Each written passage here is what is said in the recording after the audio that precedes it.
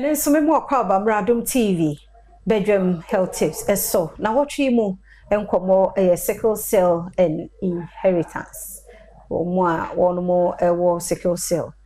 I feel na wo be worry. Mako check mo de no ana. Nyina so hu ansante sa nkwada na omunim hwe no. Omo na esunsunso no ebeba. Especially se utie for Monday no AS ana se AC no mni ade no mdom ye careers. Nti eno no anye careful sian wo ye bia wo ye AC onya we na wo yira wo be waro nso ye AC a wanhwe a obefa na afo akofa de AS for afo akofa SS ni mienu no na afi de ohawa bre akra nti mesremo mo me check adwuma no de na daroma anti-19 matimi akakakre ya che wo ha na ye ka we nyina na bi mu wa adwene bi say ye we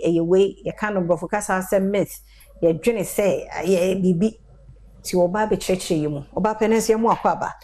na ye na se papa ye gidi ye se bi mu e wa adwene bi fa ho ti ye pese ye hunu myth e fa SCD ene ehonsem na SCD no kra ye dia ifia medase in terms sickle cell disease SCD no okay nti ye nhwe myth about it jo nti ye ka se myth ansem na ne se ye nsem a ye ka ye ni ngina so okay ebi wo ho a ye nsem a obi aboni trim ana medwen se na sa medwen se ni nsem a eni ngina so itimi din sunsun aso abo ye wo sa medwen se ni sunsun aso ebi e wo sickle cell na edi kan eye ebi mo susu ya omo feel say yare na tinto obi susu say sa yare na embo nsam yare sickle cell yare no embo nsam yare wawofo ne koye bone a na ye de atamo obi so believe say obi mo call sunsun wiase koto yare no e de ma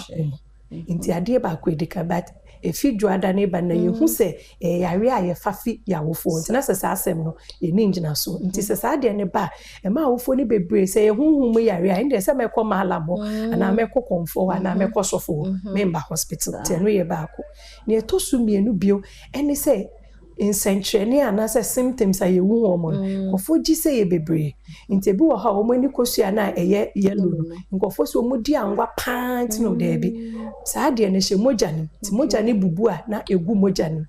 eno ne ma brebo ni na yi sa de ne nam so modi ani mogani bubu ntentem niti brebo ni ye adwuma ntentu bon se edoso na afi ada omani ne so nti enya anwa okay de di hobio omo efutime ye kese sa spleen na meka se so ne moja so eye kese abun akwane ne fo ayekese ebi mo feel say eye a drum anase kra no mo de esi omuyem e na omo twe nkofo moja gum anase omo twe ebusia ni sika nyina de gum enye sa eye sa de ne netimi ba ebi mo so ana ayede na aye kakraka ne etosu miense ebi mo gidi say obi wo sickle cell we dia ni 18 years wa kwa ni 21 nti nam se sa de ne ye nti bo sa kra no wo ho a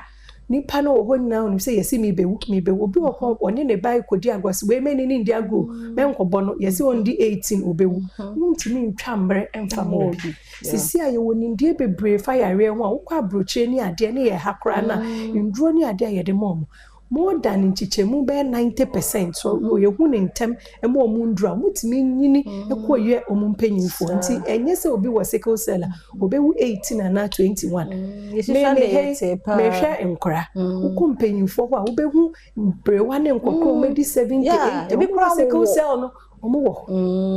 na edi ho bi nkofo gidi se obi wo sickle cell onu de ontimi nware mma no mema ni nyina omu ntimi nware omu ntimi nwo ukọ clinic kwa ye wo ma ne mema omu aware omu wo mma to obi wo sickle cell obetimi anyinsan obetimi awo wo mse sickle cell no sometimes etimi kam mema no omu hunsuo no anase mba ne ye mbadwa no banduro na abasisi a bibi ti se hydroxyurea ye de mom e brebe sade na si nyina mom ye de omoko okay na edi hobio obi ko school kra ye si wo ntimi nko boarding house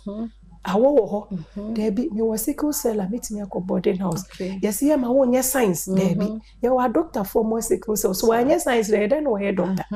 inteno ani se wo mu ko school na awofo no betu ho na wo ba ye wo medical report ye de ma wo di ko school wo ye ne nurse fo ne kasa se ne ba nipa no nsuo hye edwuma bi e din bebre ni na emom ebi ma ko ebri girls ye se awo ho pa nso wo ma ko me nkra ne bebre wo boarding house into obi was sickle cell no nche se ontimi nko boarding house obetimi akọ Bedase. afa bibia ye friend no say stigmatization yimu enam saa nsem a yeni njinaso ni ntino obi feel say mekotena obi o sickle cell nchen ana me ni didi kra obi be ye ne besem umpese oba ni obi o sickle cell ebedi ago da bi yentoaso